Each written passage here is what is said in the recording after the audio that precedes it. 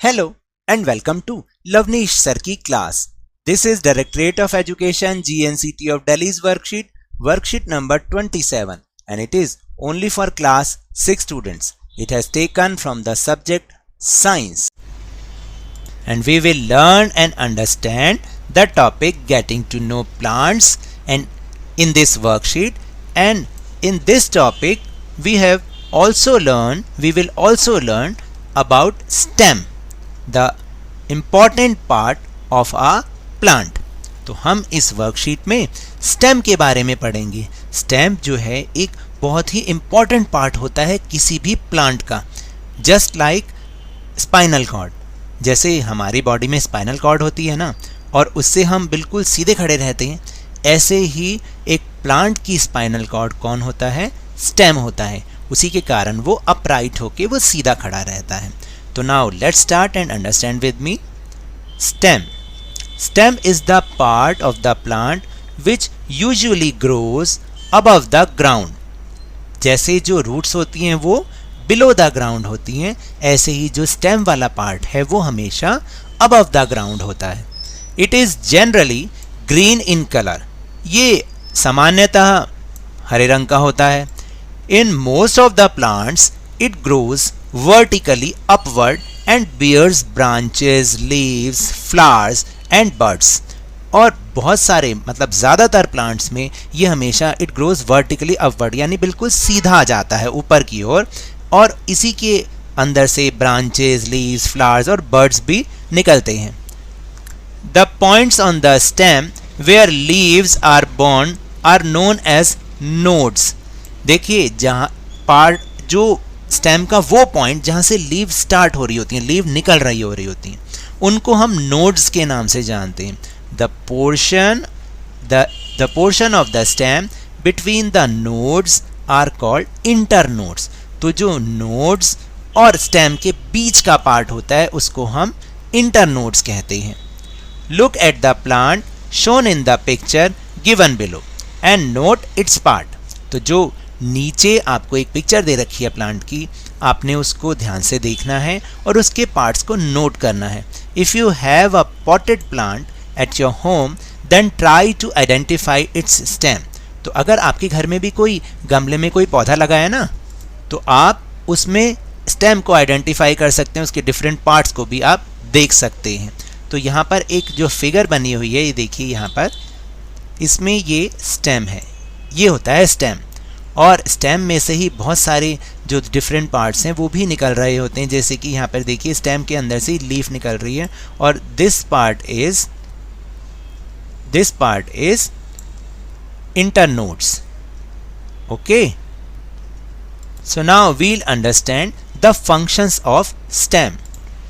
What does stem do, यानी functions of stem. देखिए stem के क्या फंक्शंस होते हैं, क्या वर्क होते हैं. Supports a plant to stand upright. ये एक प्लांट को सीधा खड़े रहने में हेल्प करता है, सपोर्ट करता है. Next is holds leaves, flowers, fruits and birds. तो जो फ्लावर्स होते हैं, फ्रूट्स, बर्ड्स और लीव्स को वो होल्ड करके रखता है. Transports water and minerals from the roots to other parts of the plant. ये इसका ये काम ये भी होता है, रूट से वाटर और मिनरल्स को लेकर प्लांट के डिफरेंट पार्ट्स में पहुंचाने का काम भी इसी का ही होता है. And transports food from leaves to different parts of the plant. और इसका एक और काम ये भी है कि ये लीव्स में जो फूड बनता है प्लांट का, उसको ये लेकर different part of the plant में वो उसको ट्रांसपोर्ट करता है, पहुँचाता है. In some plants, stem makes food for plants, like in cactus. देखिए बाकी ज़्यादातर जो मोस्ट ऑफ द प्लांट्स होते हैं उसमें जो फूड प्रोसेस होता है वो लीव्स में होता है, लेकिन कुछ प्लांट्स जैसे कि कैक्टस, उसमें ये काम जो फूड मेकिंग का जो काम होता है वो स्टेम करता है. So these are the functions of stem. Now we'll do an activity. Rita took a small plant with white flowers. She cut it from the stem base and placed it in a glass containing colored blue water. She left it undisturbed for one day. देखिए रीता ने क्या किया, एक small plant लिया white flower वाला और उसके stem को बेस से कट कर दिया, यानी नीचे से बिल्कुल कट कर दिया, और उसको एक ग्लास में रख दिया जिसके अंदर ब्लू कलर का वाटर था। उसने इसको एक दिन के लिए अनडिस्टर्ब करके, मतलब कुछ भी छेड़ा-छाड़ी ना करके उसको छोड़ दिया। On the next day, she observed color patches on the petals of white flower of the plant. उसने अगले दिन क्या ऑब्जर्व किया कि जो उसकी लीव्स हैं, वाइट फ्लावर की जो पेटल्स हैं, पत्तियां हैं, उसके ऊपर कलर पैचेस आ गए, ब्लू कलर पैचेस। ऐसा कैसे हुआ ये आप खुद भी करके देख सकते हैं, क्योंकि साइंस का एक रूल है लर्निंग बाय डूइंग। तो ये आप जब करेंगे तभी आपको पता चलेगा ऐसा हुआ क्यों। So the question is think and answer why did it happen. तो सोचिए और उत्तर दीजिए कि ऐसा क्यों हुआ होगा। तो ऐसा इसलिए होता है, मैं बताता हूँ आपको। This happens because the minerals, या इस कंडीशन में कलर था, that dissolve in the water move up the stem with water and reach every part of the plant. देखिए, जो पानी में जो भी कोई डिजॉल्व कोई भी चीज़ होती है, जैसे मिनरल्स, लेकिन इस कंडीशन में क्या है, वो कलर है, तो वो स्टेम के through every part of the plant वो पहुंच गया, ट्रांसपोर्ट हो गया। इस कारण से जो पेटल्स हैं, वाइट फ्लावर्स की पेटल्स हैं, वो ब्लू पैचेस वाली हो गई। सो इससे हमें क्या पता चला कि stem conducts water from roots, यानी स्टेम क्या करता है, रूट से वाटर को लेकर और every part of the plant को उसमें ट्रांसपोर्ट कर देता है। Minerals dissolved in water move up in the stem along with water. तो जो वाटर के अंदर मिनरल्स डिजॉल्व होते हैं वो वाटर के थ्रू, वो वाटर के साथ स्टेम के through different part of the plants में वो ट्रांसपोर्ट हो जाते हैं। Water and minerals go to leaves and other plant parts attached to stem through narrow tubes inside them। देखिए, जो स्टेम होता है उसके अंदर छोटी छोटी नैरो ट्यूब्स होती हैं जिसके थ्रू जो भी मिनरल्स होते हैं जो कि वाटर में डिजॉल्व होते हैं वो लीव्स में और other part of the plant में पहुंच जाते हैं। So now we'll move on our question answer section. So let us check what we have learned. Question A is filling the blanks, यानी आपको ये करना है कि आपको ये जो फिलिंग द ब्लैंक्स दे रखे हैं इन्हें आपको अपनी वर्कशीट्स में से ढूंढ के ही इसको करना है।